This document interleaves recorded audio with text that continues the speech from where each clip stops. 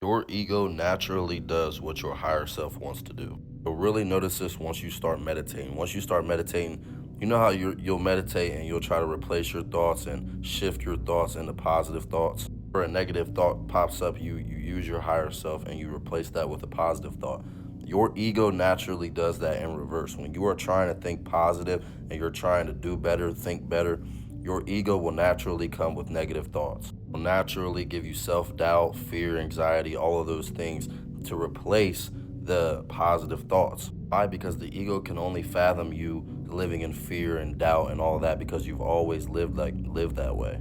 Ego is used to the self-doubt, is comfortable with the self-doubt, the fear, and all those things. So it'll naturally replace those positive thoughts or try to replace those positive thoughts with negative thoughts. This is why staying connected to your higher self is so important because you'll stay on that frequency with those positive thoughts, those positive emotions instead of thinking negatively and always being stuck in your ego. Understand that your ego is powerful and it will do whatever it takes to make you feel like you're not worth all these things that you're telling yourself in your mind, that your higher self is telling you that you are. When you are meditating and you are moving throughout your day and your higher self and that ego starts to come in, understand that it's supposed to be there. You know what I'm saying? We couldn't be who we are. We couldn't be humans in this world without our ego. God gave us our ego for a reason. But understand that it doesn't control you and understand that your higher self is more powerful than your ego. Understanding when it's present, understanding when it shows up, just having the awareness of when your ego starts to give you these negative thoughts instead of these positive thoughts